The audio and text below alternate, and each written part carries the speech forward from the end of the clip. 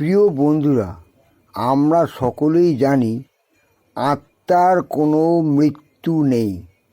আত্মা অবিনশ্বর, শুধুই আমাদের দেহটা পরিবর্তন করে। অর্থাৎ আত্মা দেহর পরিবর্তনশীল।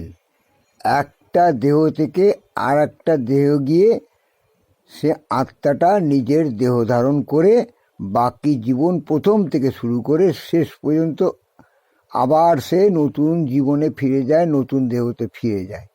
এই হচ্ছে আত্মার নিজের জীবনচক্র।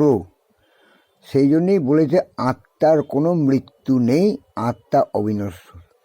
কিন্তু বন্ধু, প্রত্যেকের কাছে, জ্ঞানী ব্যক্তিদের কাছে, বুদ্ধিমান ব্যক্তিদের কাছে, ধর্মাত্মিক ব্যক্তিদের কাছে আমার একটাই প্রশ্ন, আজ থেকে 10,000 বছর আগে আমাদের দেশের এবং পৃথিবীর লোকসংখ্যা নিশ্চয়ই খুব কম ছিল। তার মানে ধরা যাক, যদি তখনকার দিনে আমাদের সারা পৃথিবীর লোকসংখ্যা যদি 1,000 থাকে, তাহলে 1,000টা আত্মা আমাদের দেহে বিরাজ করত।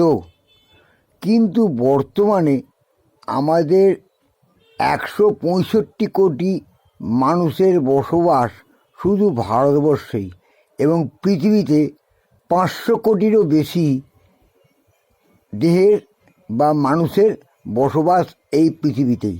তাহলে আগেকার জনসংখ্যা অনুযায়ী ওই 1,000টা আত্মার থেকে এতগুলো আত্মার সৃষ্টি হলো কোত্থেকে? এরা কোথা থেকে এলো? আত্মার যখন মৃত্যু নেই বলছো, আত্মা যখন অবিনশ্বর, তা এতগুলো আত্মা থাকার পর আরও এতগুলো আত্মার সৃষ্টি হলো কি করে? এটা কি অ্যামিবার প্রজাতি?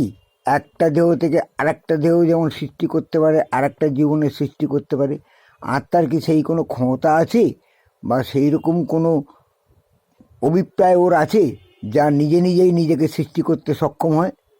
তোমরা একটু চিন্তা করে বলে দিও তো বন্ধু, যে কম আত্মা থাকাকালীন, অর্থাৎ কম সংখ্যক আত্মা থাকার পরেও এতগুলো আত্মা, কোটি কোটি আত্মা কি করে সৃষ্টি হলো?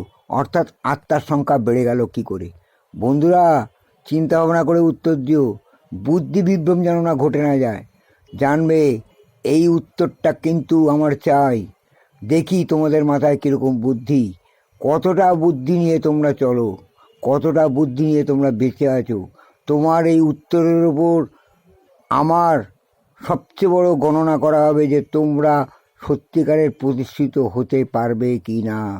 যদি এই প্রশ্নের উত্তরটা দিতে পারো, তোমরা জানবে সব দিক থেকে প্রতিষ্ঠা লাভ করতে পারবে।